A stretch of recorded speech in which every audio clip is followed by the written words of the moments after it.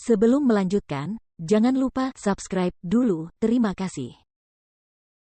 Bab 10 menghidupi kepala pemuda itu. Pintu didorong dengan keras dan kasar.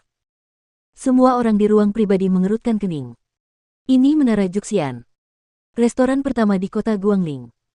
Siapa yang berani menerobos masuk tanpa disambut? Sungguh lancang. Tanpa sadar, semua orang menoleh. Ketika mereka melihat penampilan pengunjung tersebut, ekspresi semua orang sedikit berubah, termasuk Wen Lingsui dan Niteng. Mengapa orang ini ada di sini? Kudengar Lingsui merayakan ulang tahunnya di sini, jadi aku datang ke sini tanpa diundang. Hahaha, bukankah aku membuatmu takut? Orang yang datang adalah seorang pemuda, mengenakan jubah Cina, dengan rambut panjang acak-acakan, berpenampilan tampan, dan berbau alkohol. Kuat, dengan senyuman di wajahnya. Huang Ganjun. Keturunan langsung dari keluarga Huang, salah satu dari 3 klan besar di kota Guangling, ayahnya adalah Huang Yuncong, kepala keluarga Huang saat ini. Huang Qianjun sombong, berani dan agresif. Meski usianya baru 17 tahun, ia sudah ternoda oleh perbuatan buruk dan telah melakukan banyak hal yang membuat orang marah. Namun berkat perlindungan ayahnya, dia masih hidup dengan baik, yang semakin meningkatkan kesombongannya yang mendominasi. Ketika mereka mengenali Huang Qianjun, beberapa gadis di kamar pribadi yang awalnya marah terdiam, dengan sedikit kepanikan terlihat di wajah cantik mereka. Mereka sudah pernah mendengar reputasi playboy ini. Bahkan Wen Lingsui dan Niteng mengerutkan kening dan tampak serius. Di mata anak-anak klan besar ini, Huang Ganjun adalah penjahat yang merajalela dan sangat mendominasi. Tidak ada yang mau berhubungan dengannya karena takut bersembunyi. Suasana di kamar pribadi tiba-tiba menjadi sangat menyedihkan. Hanya Sui yang tetap tenang, dia tidak mengenali Huang Ganjun, tapi dia juga bisa melihat tubuh Wen Lingsui dan yang lainnya tegang dan pikiran mereka sedikit bingung. Jelas sekali bahwa dia sangat waspada terhadap pemuda sombong yang tiba-tiba datang ini. Apa hubungannya ulang tahunku denganmu? Sebaiknya kau keluar sekarang. Sambil menarik napas dalam-dalam, Wen Lingsui berkata dengan dingin, wajahnya yang cantik sedingin es, tidak merahasiakan penolakan dan rasa jijiknya.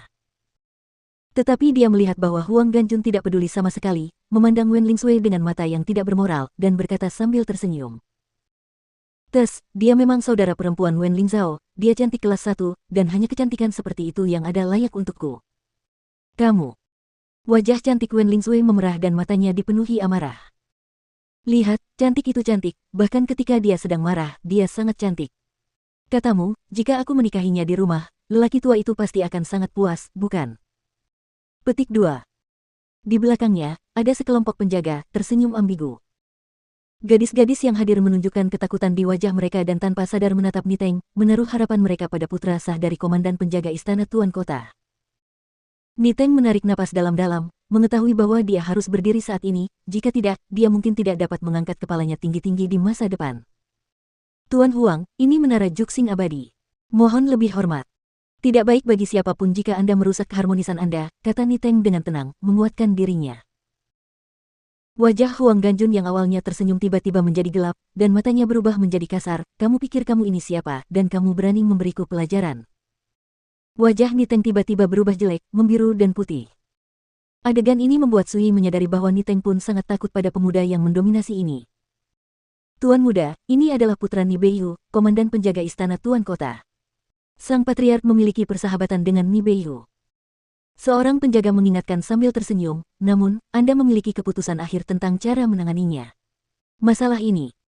Huang Ganjun berkata sambil tersenyum, Niteng, kan? Aku akan memberimu kesempatan untuk menghilang dari pandanganku sekarang. Di jalan di luar Menara Juxian. Dia tersenyum lebar, tetapi kata-katanya sangat kasar dan penuh permusuhan. Saat itu, saya khawatir Anda akan menjadi bahan tertawaan seluruh kota Guangling, dan wajah Anda akan hancur, dan kamu tidak akan pernah bisa mengangkat kepalamu lagi. Melihat pemandangan ini, wajah cantik gadis-gadis yang hadir menjadi pucat, dan mereka menjadi semakin panik dan tidak berdaya. Di seluruh ruang pribadi, tidak ada yang bisa menandingi Niteng dalam hal identitas dan status. Melihat intervensinya pun tidak ada gunanya, bagaimana mungkin orang tidak merasa panik? Saat ini, Wen Lingsui berkata dengan dingin, Huang Ganjun, apa sebenarnya yang ingin kamu lakukan? Huang Ganjun bertepuk tangan dan tertawa, menatap Wen Lingsui dengan mata berapi-api, dan berkata, itu pertanyaan yang bagus. Mari kita katakan. Dengan cara ini, setelah beberapa saat, saya akan membiarkan orang tua saya pergi ke keluarga Wen Anda untuk melamar. Mulai sekarang, kita akan menjadi satu keluarga. Para penjaga di sebelahnya semua berteriak, "Tuan muda, Anda memiliki penglihatan yang bagus. Semuanya, gadis itu akan menjadi nona muda kita. Kalau begitu kita harus memberi selamat kepada tuan muda terlebih dahulu, haha." Wen Lingsui merasa malu dan marah, matanya melebar, dan dia mengertakkan gigi dan berkata, "Itu konyol, aku, Wen Lingsui, lebih baik mati daripada menikah dengan penjahat sepertimu." Sui berdiri dengan tenang, rasa dingin muncul di kedalaman matanya yang awalnya acuh tak acuh.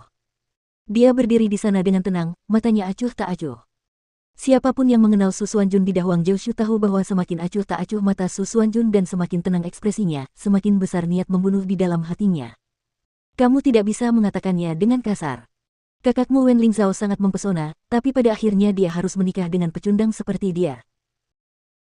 Huang Qianjun berkata di akhir, dia mengangkat tangannya dan menunjuk ke arah Sui, ekspresinya penuh dengan penghinaan dan penghinaan. "Meskipun aku mendominasi, aku juga tahu bahwa pernikahan klan tidak pernah diputuskan oleh junior seperti kamu dan aku." Jeda, lanjutnya dia tersenyum dan berkata dengan nada arogan, "Wen Lingsui, saya menyarankan Anda untuk bersiap secara mental. Dalam sebulan, keluarga Huang saya akan membuat keluarga Wen Anda setuju untuk menikahkan Anda dengan saya." Pucat. Tubuh halusnya sedikit gemetar. Kata-kata Huang Ganjun menyakiti hatinya. Saat itu, kakak perempuannya sangat menolak pernikahan itu, bahkan orang tuanya sangat menentangnya, namun pada akhirnya dia tidak bisa mengatasi keinginan wanita tua itu dan akhirnya menikah dengan kakak iparnya. Fakta ini membuat Wen Lingsui harus khawatir apakah keluarga Wen akan memperlakukannya sama jika Huang Ganjun benar-benar melamarnya. Memikirkan hal ini, Wen Lingsui hampir menggigit bibirnya, hatinya panik, dan matanya menjadi bingung. Di masa depan, dia akan menikah dengan seorang playboy yang tidak tahu malu. Jika demikian, lebih baik usap leher Anda dan bunuh diri. Jangan khawatir, hal seperti ini tidak akan terjadi padamu. Sebuah telapak tangan hangat menempel di bahu Wen Lingsui. Dia mengangkat matanya dan melihat wajah Sui yang lembut dan tenang. Kakak ipar Wen Lingsui, yang dilanda kepanikan di dalam hatinya, sepertinya telah menemukan tempat yang aman. Kehangatan yang tak terlukiskan memenuhi hatinya, dan suaranya agak tercekat. "Pesta ini sudah tidak menarik lagi. Bagaimana kalau aku mengantarmu pulang?" kata Sui lembut. "Ya." Wen Lingsui mengangguk tanpa sadar, tapi segera menunjukkan ekspresi khawatir, "Kakak ipar. Mereka. Jangan khawatir, serahkan padaku." Sui menepuk bahunya dengan lembut suara. Saat dia mengatakan itu, dia melirik Niteng dan gadis-gadis lainnya dan berkata, "Apakah kamu akan pergi?" Niteng dan yang lainnya terkejut dan hampir tercengang. Apakah Sui ini gila? Tidakkah kamu melihat pesolek Huang Ganjun dan para pengawalnya masih memblokir pintu? Siapa yang dapat membayangkan bahwa seorang menantu laki-laki yang telah kehilangan seluruh kultivasinya dan diejek oleh semua orang di kota Guangling berani mengatakan hal seperti itu? Apa yang baru saja kamu katakan, bahwa kamu ingin membawa mereka pergi dari sini?"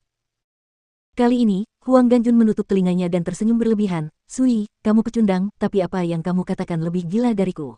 Siapa yang bisa memberimu keberanian?" Para penjaga semua tertawa, seolah-olah mereka telah mendengar lelucon paling lucu di dunia. "Sui, tolong berhenti membuat masalah." Niteng sedikit kesal, wajahnya muram dan pucat, dan dia berkata kata demi kata, "Aku akan menyelesaikan masalah ini, kamu tetap di sini. Jika kamu membuat masalah lagi, jangan salahkan aku karena tidak mempedulikanmu."